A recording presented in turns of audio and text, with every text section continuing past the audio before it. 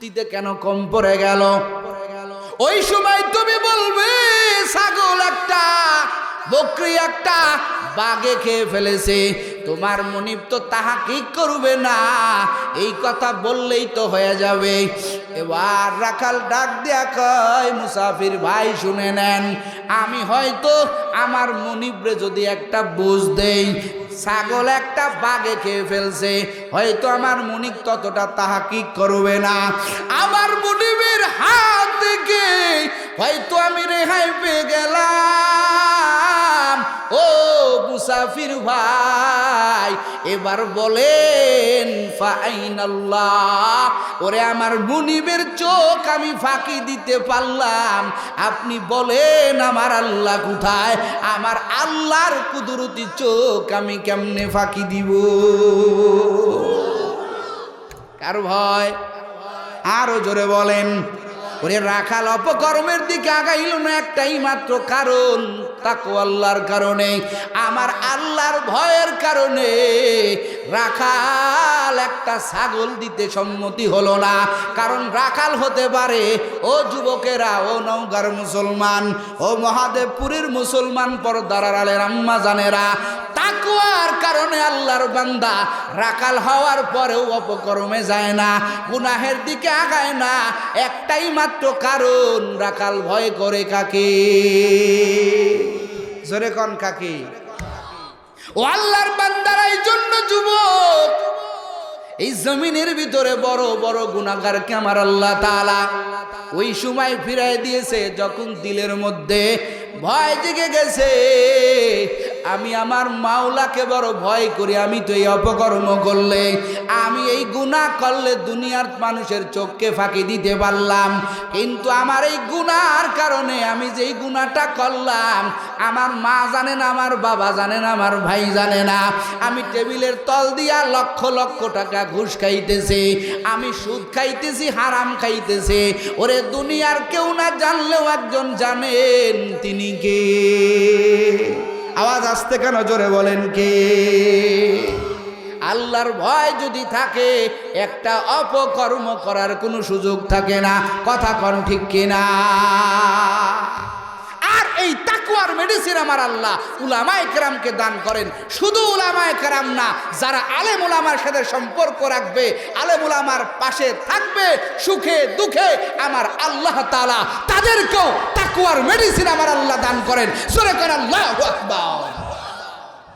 সম্মানিত হাজিরিন, দুনিয়াতে বহু ফায়দা আছে। আজকে আপনি সন্তানকে বিবাহ করাবেন, কিভাবে করাবেন, কোন তরিকায় করাবেন, সন্তানকে খাতনা দিবেন, সুন্নতে খাতনা দিবেন, কোন তরিকায় করাবেন, কিচ্ছু এলেম নাই। না জানার কারণে আমার কলিজার যুবকেরা, আমার বাংলাদেশের সোনার যুবকেরা, শুধুমাত্র কোরআন হাদিসের আলো না থাকার কারণে এদেশের মুসলমানের সন্তানেরা 31 ডে পালন করে। কথা বলেন ঠিক কিনা? গত রাত্রে হয়েছে না গজব? এই কথা কও না, কয়নি? আপনার আমার সন্তানই তো গেছে। হিন্দুর সন্তান কয়টা আছে? মুসলমানের সন্তান 31 নাইট পালন করে, রাত জেগে উৎসব করেছে, গানের তালে তালে নাচছে। কেউ কেউ মদের আড্ডায় লিপ্ত ছিল, কেউ কেউ নারী নিয়ে লিপ্ত ছিল। এজন্য বাংলাদেশ না, যদি তাকওয়ার মেডিসিন থাকতো, এত বয়ান লাগতো না, প্রত্যেকটা যুবক নামাজি হয়ে যাইতো, প্রত্যেকটা ফ্যামিলিতে ইসলামের আলো ঢুকতো। কথা বলেন ঠিক কিনা? একটাই মাত্র কারণ। এজন্য সন্তানকে ভালো বানাইতে হলে আল্লাহ তাআলা বলছেন, কু আনফুসাকুম ওয়া আহলিকুম নারা, নিজে জাহান্নাম থেকে বাঁচো, সন্তানকেও জাহান্নাম থেকে বাঁচাও। কথাটা কার? জোরে বলেন কার? আল্লাহর কথা। নিজে জাহান্নাম থেকে বাঁচো, সন্তানকে জাহান্নাম থেকে বাঁচাও। বাঁচাইবা কেমনে? বলে কোরআন হাদিসের আলো ঢুকিয়ে দাও, তোমার সন্তানটা নামাজি হয়ে যাবে, তোমার সন্তানটা আল্লাহ পাকের আবেদ হয়ে যাবে। আগে সন্তানকে কোরআন হাদিসের এলেম ঢুকাও, তোমার সন্তানকে স্কুলে পড়াও, কলেজে পড়াও, বাধা নাই, তবে তোমার সন্তানকে আগে জাহান্নাম থেকে বাঁচাও। কারণ স্কুল কলেজের চাইতেও তোমার সন্তানকে আগে জরুরি জাহান্নাম থেকে বাঁচানো। আর জাহান্নাম থেকে বাঁচানোর বড় এক জিম্মাদারি নিয়েছে এই মাদ্রাসার উস্তাদেরা, মাদ্রাসা কর্তৃপক্ষরা। কথা কন ঠিক কিনা? তোমার সন্তান স্কুলে যাবে, একবারও বলা হবে না নামাজ পড়ো। তোমার সন্তান কলেজে পড়বে, ওখান থেকে বলা হবে না নামাজের কথা। তোমার সন্তান এক জায়গা থেকেই নামাজের তালকিন পাবে, জিকিরের তালকিন পাবে, সহি শুদ্ধভাবে কোরআন তেলাওয়াত করতে পারবে। সেই স্থানটা হলো এই মাদারসাতুল কওমি। কথা কন ঠিক কিনা? এজন্য সন্তানকে দেশ সুন্দর করতে হলে, দেশের মধ্যে দুর্নীতি মুক্ত করতে হলে প্রত্যেকের মধ্যে খোদাবৃততা জন্ম দিতে হবে। আর খোদাবৃতি কোথার থেকে আসে? বলে কোরআনের কারণে আসে, হাদিসের কারণে আসে। যারা এই নিসবতে যায়, যারা এই তাল্লুক রাখে, উলামায়ে কেরামের সাথে সম্পর্ক রাখে, আল্লাহ তাআলা তাদের মধ্যেও তাকওয়ার মেডিসিন ঢুকায় দেয়। জোরে কর আল্লাহু আকবার। এরকম একটা ধরে বলতে গেলে রাত শেষ হয়ে যাবে। দুনিয়াতে বহু ফায়দা, ইলম শিক্ষা করার ফায়দার বিকল্প নাই। শুধু ফায়দা, শুধু ফায়দা, শুধু ফায়দা। একটু জোরে কান আল্লাহু আকবার। দুনিয়ার জিন্দেগির পরের আব্বা জানেরা, ও পর্দার আলের আম্মা জানেরা, দুনিয়ার জিন্দেগির পরে আমাদেরকে মরণ নামক শরবত পান করিয়া আমাদেরকে পরপারের পারি জমাইতে হবে। কথা কন ঠিক কিনা? ইহা হাম সব মুসাফির হায় কবর আখের ঠিকানা, তুই আগে রওয়ানা তুই পিছে রওয়ানা। ও যুবকেরা, ও পর্দার আলের আম্মা জানেরা, আপনিও বাঁচতে পারবেন না, আমিও বাঁচতে পারবো না। একদিন আমাদেরকে মরণ বরণ করতেই হবে। ওই মরণের হাত থেকে আপনিও বাঁচতে পারবেন না, আমিও বাঁচতে পারবো না। এখন কথা হলো, আমি মরণের সময় যদি ঈমান নিয়ে না যাই, আমার আপনার কবরটা হয়ে যাবে জাহান্নামের গর্ত। কথা কন ঠিক কিনা? জাহান্নামের গর্ত হয়ে যাবে। আপনারা যদি এইভাবে উঠাউটি করেন, আমি দোয়া করে দেব। বড়রা কথা বলছেন, দোয়া হয়ে গেছে, বয়ান হয়ে গেছে। যে কয়জনে আসেন এই উঠাউটির ব্যারামটা দেখাইবেন না, দয়া করে আপনাদের অনুরোধ করে বলতেছি। সম্মানিত হাজিরিন, মরণে আমাদের ঈমান নিয়ে যাইতে হবে। কারণ ঈমান না নিয়ে যদি আমি আপনি কবরে যাই, আমার আপনার কবরটা কি জান্নাত হবে না জাহান্নাম হবে? কথা কয় না কে? জাহান্নাম হয়ে যাবে যদি ঈমান না নিয়ে কবরে। এরে আল্লাহর বান্দারা, ও যুবক, ও পর্দার আলের আম্মা জানেরা, এই মাদ্রাসায় আপনি পড়েন নাই, পড়াকে পছন্দ করেন না, নিজেও পড়েন না, সন্তানদেরকেও মাদ্রাসায় পড়তে দেন না, যারা পড়ে তাদেরকেও সহযোগিতা করেন না। রে আম্মা জান, ও যুবক, তোমার আমার একদিন এই মরণের সময় আসবে রে বাবা। এই মরণ সফরটা বড় ভয়ঙ্কর সফর। আমার নবী বলেন, এই মরণের সময় মানুষের যখন সাকরাতে মাউত শুরু হয়ে যায়, এতটা কঠিন, এই মরণটা এতটা কঠিন, ওই সময় শয়তান নামক যেই আল্লাহ তাআলার অবাধ্য বসে থাকে না, তোমার আমাকে চেষ্টা করে কেমনে বেঈমান বানাইয়া কবরে নেওয়া যায়। হাজারো রকমের ধোঁকা দিয়া দিয়া দিয়া ওই শয়তান তোমারে আমারে ধোঁকা দিয়া দিয়া জাহান্নামের প্যাসেঞ্জার বানাইয়া, জাহান্নামের যাত্রী বানাইয়া তোমার আমারে কবরে নেওয়ার চেষ্টা করে। ওরে সারা জীবন যত চেষ্টা করে, মরণের বেলায় শয়তান সব চাইতে বেশি চেষ্টা করে। ঈমান নিয়ে কবরে যা মারাত্মক হয়ে যায়। আমার নবী এক হাদিসের মধ্যে বর্ণনা করে বলেন, ও উম্মতের দল, মানুষের যখন মরণের সময় হয়ে যায়, খুব খেয়াল করবেন, ওই সময় তো বড় কঠিন। কারণ মানুষের মরণের বেলায় সময়টা বড় কঠিন হয়ে যায়। নবী আমার বলেন, বাবা আমার সূরা দরিয়া, শয়তান ওই ব্যক্তির কাছে এসে বসে যায় যাদের আব্বা মা আগে মারা গেছেন, তাদের আব্বা মার সূরাত ধরে শয়তান এসে বসে যায়। কারণ শয়তান জানে, ওরে বাবা মার সূরাত ধরে যদি যায়, ও আমাকে তাড়াইয়া দিবে না। এবার শয়তান বাবা মার সূরাত ধরিয়া এই ব্যক্তি, যেই ব্যক্তির মরণ হবে, সাকরাতে মউত যার চালু হয়ে গেছে, এই বান্দার কাছে যাইয়া শয়তান মা বাবার সূরত ধরে বলবে, ও আল্লাহর বান্দা, আমরা কবরে গিয়েছিলাম, আমরা তোমার গার্জিয়ান, আমরা তোমার মা বাবা। ওরে কবরের আযাব বলতে কিছু নাই রে সন্তান, জাহান্নাম বলতে কিছু নাই, কবরের আযাব বলতে কিছু নাই, সব মিথ্যা কথা। একটু জোরে কন্না নাউজুবিল্লাহ। একদিকে বান্দার সাকরাতে মাউত, আর একদিকে বাবা মাইশা বলে, ওরে বাবা, ও সন্তান, কবরের আযাব বলতে কিছু নাই। ও তো জানে না এই ব্যক্তিটা আমার বাবা না, এই ব্যক্তিটা আমার মা না। একদিকে মরণের কঠিন আযাব, আর একদিকে বাবা মার মতো ব্যক্তি আইসা কয় কবরের কোনো আযাব নাই, জাহান্নামের কোনো আযাব নাই, সব মিথ্যা কথা। কালেমা হারাইয়া দিয়া ওই বান্দাকে জাহান্নামী বানাইতে যাবেন। আমার আল্লাহ তো দেখতেছে, আমার আল্লাহ কয় আমার বান্দা তো বেঈমান হয়ে মরলো বাপ। এই বান্দার সারা জীবন ওরে উলামায়ে কিরামের সাথে চললো, আলেম উলামার সাথে চললো, এই বান্দা মাদ্রাসায় সময় দিল, এই বান্দা বুজুর্গদের সহবতে গিয়েছে। আমার বান্দা বিদায় বেলা যদি কালেমা হারা হয়ে মারা যায়, আমি আল্লাহ কেন রহমান, আমি আল্লাহ কেন রহিম, আমার আল্লাহ এক সেকেন্ড তো দেরি করবে না রে বাবা। আমার আল্লাহ কবে, ও রহমতের ফেরেশতা, জলদি করে যা, জলদি করে যা, আমার বান্দা তো কালেমা হারা হয়ে মরা যাইতেছে, আমার বান্দা তো কালেমা হারা হয়ে কবরে যাইতেছে, জলদি করে যা, আমার বান্দার কাছে গিয়ে দাঁড়া। ওই শয়তান নামক বাপমার সুরাত দুরিয়া যারা আমার বান্দার কাছে আসছে তাদেরকে তাড়াইয়া দে, আমার বান্দা যাতে কালেমা পড়ে ঈমান নিয়া কবরে যাইতে পারে। একটু জোরে কন্না সুবহানাল্লাহ। ইন্নাল্লাযীনা ক্বালু রাব্বুনাল্লাহ তুম্মা ইসতাকামু তাতানাজ্জালু আলাইহিমুল মালাইকাতু আল্লা তাখাফু ওয়ালা তাহজানু ওয়া আবশিরু বিল জান্নাতিল্লাতী কুনতুম তুআদুন।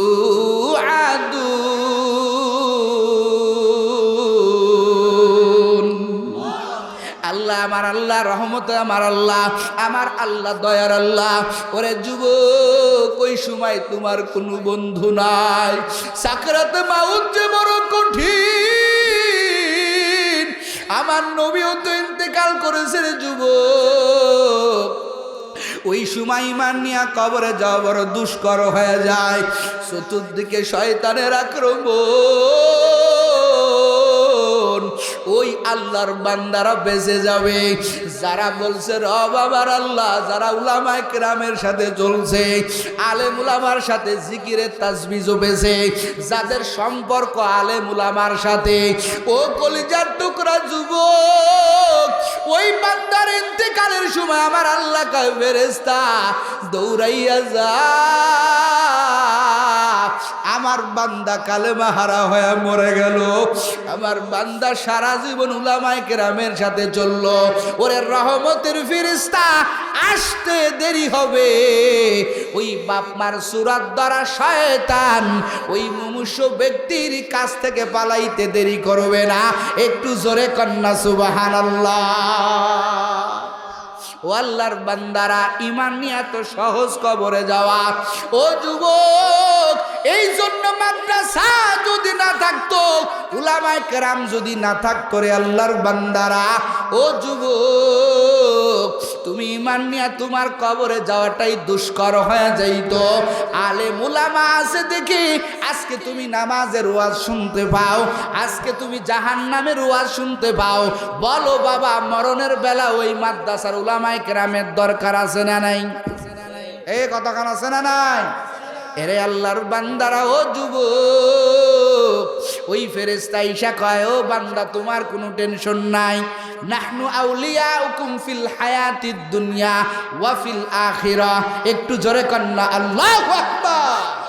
ফেরেশতা এসে কয় তোমার কোনো টেনশন নাই, তোমার মালিক আল্লাহ, আমার মালিক আল্লাহ।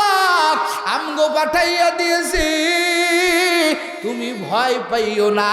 নাহনু আউলিয়াউকুম ফিল হায়াতিদ দুনিয়া, তোমার দুনিয়ার হায়াতের মধ্যে আমরা তোমার বড় বন্ধু। একটু জোরে কন্না সুবহানাল্লাহ। ও বান্দা, তোমার কোনো চিন্তা নাই, তোমার কোনো পেরেশানি নাই। ওই ফেরেশতারা ডাক দিয়া কয়, বান্দারে, এখানে দুইটা শব্দ ব্যবহার করা হয়েছে, লা তাখাফু ওয়ালা তাহজানু, মানে খাউফ মানেও ভয় পেও না, তাহজানু মানে তুমি টেনশনে পড়ো না। বান্দা মরণের বেলায় দুইটা চিন্তা করে। এক নম্বর চিন্তা, আমি মরে যাব, আমার কবরটা কেমন হয়ে যাবে, আমার কবরটা কি জান্নাতের বাগান হবে নাকি আমার কবরটা জাহান্নামের গর্ত হয়ে যাবে। এই চিন্তায় বান্দা বড় পেরেশান রে যুবক। আমার আল্লাহ কয়, ও ফেরেশতারা, আমার বান্দার সুসংবাদ জানায় দে, ওয়ালা তাখাফু, বান্দা তোমার কবর নিয়ে টেনশন করা লাগবে না। ওরে কবরে আমার আল্লাহ তোমার বন্ধু, কবর থেকে তোমার আল্লাহ তাআলা ভয় পাইতে নিষেধ করেছে। বান্দা আর একটা চিন্তা করে, আমি যে মরে যাব, আমার সন্তানকে কে দেখাশোনা করবে, আমার পরিবারকে কে দেখাশোনা করবে, কে এদের হাল ধরবে।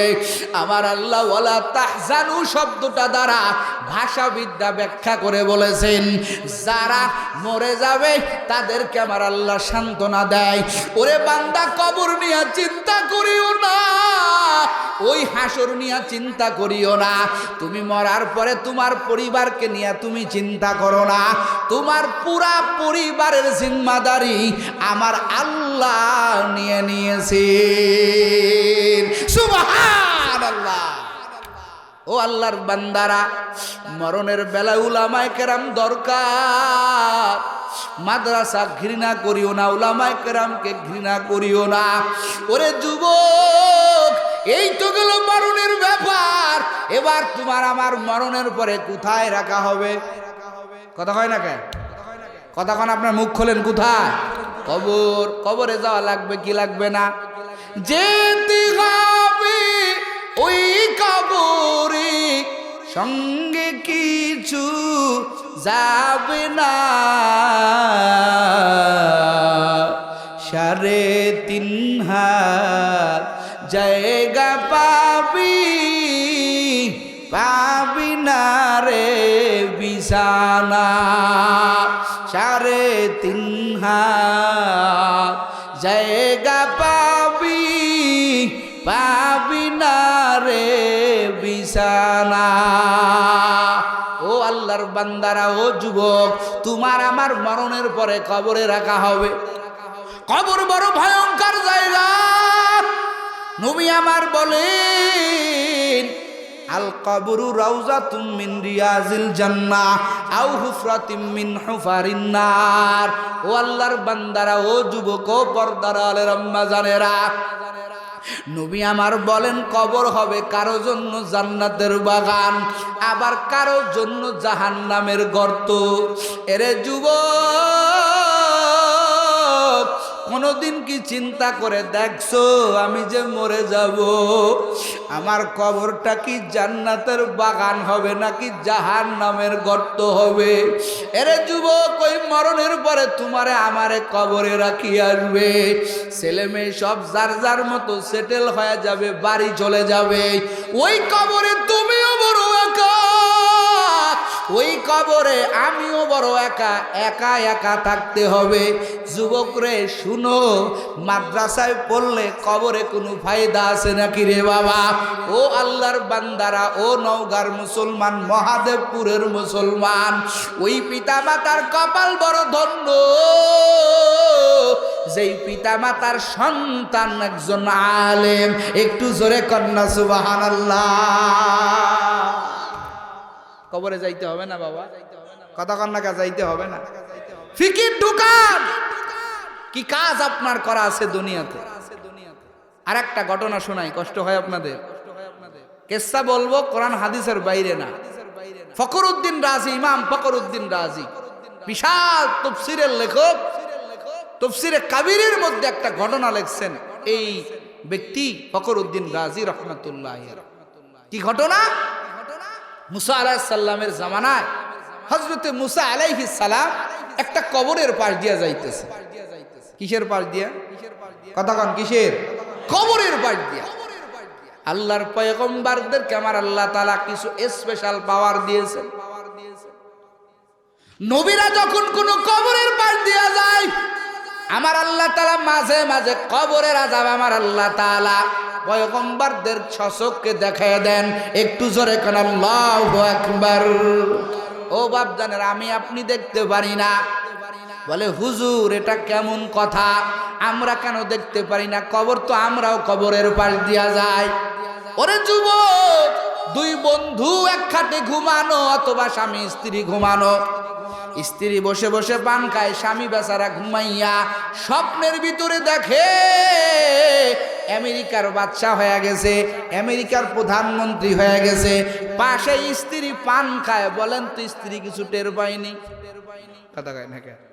পাইটের কোনো কিছু বুঝতে পারে না। ও যুবকেরা, তোমার ঘরের কাছে তোমার বাবার কবর, তোমার বাড়ির কাছে গোরস্থান। ওরে কত কবরের ভিতরে আমার আল্লাহ জাহান্নামের গর্ত বানায় রাখছে রে বাবা। তুমি আমি টের পাই না, কারণ আমার আল্লাহ তাআলা টের পাইতে দেন না। আমার নবী ভিন্ন হাদিসের মধ্যে বলেন, কবরের আযাব যদি দুনিয়ার সাধারণ মানুষ দেখতো তোরে, তাহলে দুনিয়ার মানুষেরা তাদের আত্মীয় স্বজন মরে গেলে কবরে রাখার সাহস পাইতো না। কারণ কবরের মধ্যে যে কি কঠিন আযাব আমার আল্লাহ তাআলা দেন। ও নওগাঁর মুসলমান, ও পর্দার আড়ালের আম্মা জান, তবে কবরের আযাব সত্য। আমার আল্লাহ কোরআনুল কারীমের মধ্যে আমার আল্লাহ তাআলা কবরের আযাবের ব্যাপারে আমার আল্লাহ তাআলা আয়াত নাজিল করেছেন। ও উম্মতের দল, ও কলিজার যুবকেরা, আমার আল্লাহ তাআলা মাঝে মাঝে কবরের আযাব আমার আল্লাহ তাআলা মাঝে মাঝে আমার আল্লাহ তাআলা নবীদেরকে দেখায় দেন। কারণ নবীদের ধৈর্য শক্তি আছে, নবীদের ক্ষমতা দিয়েছেন কে? আরো জোরে কোন কে? আমার নবী বলেন, মাঝে মাঝে আমার আল্লাহ কবরের আযাব আমার আল্লাহ তাআলা পয়গম্বরদেরকে দেখায় দেন। কারণ হলো পয়গম্বররা দেখি তার উম্মতদেরকে বয়ান করতে পারবে। এরে উম্মতের দল, কবরের আযাব তোমরা ভয় করো। কবরের আযাব আমি নিজ চোখে দেখেছি। উম্মতদেরকে বয়ান করার জন্য আমার আল্লাহ মাঝে মাঝে পয়গম্বরদেরকে আমার আল্লাহ তাআলা দেখায় দেন। ও যুবক, পয়গম্বর মুসা আলাইহিস সালাম একটা কবরের পাশ দিয়া যায়, মনে আছে নি? এখন এই কবরের ভিতরে আযাব হচ্ছে, কঠিন আযাব। পয়গম্বর মুসা আলাইহিস সালাম আযাব দেখলেন। আযাব দেখে পয়গম্বর মুসা আলাইহিস সালাম চলে গেলেন। তার নির্ধারিত কাজ সারার পরে আবার ওই কবরের পাশ দিয়া রওনা হয়ে গেলেন। ফিরতি পথে যখন কবরের পাশ দিয়া যায়, দেখে কবরের ভিতরে আযাব নাই। আমার আল্লাহ কবরটাকে জান্নাতের বাগান বানায় দিয়েছেন। একটু জোরে কোন সুবহানাল্লাহ। পয়গম্বর মুসা আলাইহিস সালাম দাঁড়ায় গেল। দাঁড়াইয়া কয়, আসসালামু আলাইকা ইয়া আহলাল কুবুর। এ কবরওয়ালা ভাই, তুমি এমন কি আমল করলো? ওরে আমি যাওয়ার সময় দেখলাম তোমার কবরের মধ্যে কঠিন আযাব, আর আমি ফিরতি পথেই দেখলাম তোমার কবরটা আমার আল্লাহ জান্নাতের বাগান বানায় দিয়েছে। ও আল্লাহর বান্দা, ও যুবক, বলো তুমি কবরবাসী তুমি কেমন আমল করলা, যেই আমলের কারণে আমার আল্লাহ তোমার কবরটা জান্নাতের বাগান বানায় দিল। এবার ওই লোকটাও পয়গম্বর মুসা আলাইহিস সালামের সাথে কথা কয়। একটু জোরে কর না আল্লাহু আকবার। ওই লোকটা ডাক দিয়া কয়, রে নবী, আমার তেমন কোনো আমল নাই। আসলে আমার কবরটা জাহান্নামের গর্ত ছিল। বলেন যা আমার কবরটা আসলেই জাহান্নামের গর্ত ছিল। হ্যাঁ, আপনি ঠিক দেখেছেন, আমার কবরটা জাহান্নাম ছিল। তবে পয়গম্বর মুসা, আমি যেদিন দুনিয়া থেকে বিদায় নিয়েছিলাম, আমার স্ত্রীর গর্ভের মধ্যে আমার একটা সন্তান ছিল। আমার স্ত্রী আমি মরে যাওয়ার পর আমার স্ত্রী আমার সন্তানটাকে কোলে পিঠে করে মানুষ করেছে। ওই সন্তানটা আস্তে আস্তে বড় হয়েছে। আজকে সবে মাত্র আমার স্ত্রী আমার এই সন্তানটা নিয়ে মাদ্রাসায় ভর্তি করে দিয়েছে। আমার স্ত্রীর মনে বড় আশা,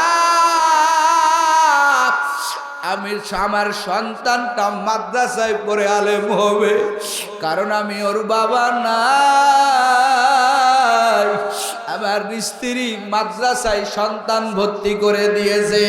ও পর্দার আলের আম্মা জানো, যুবক ও বাপ জানেরা, তুমি আজকে মাদ্রাসায় পড়াইতে চাও না, ওই বাবা মার কপাল কত ধন্য, যেই বাবা মার সন্তান মাদ্রাসার আলেম।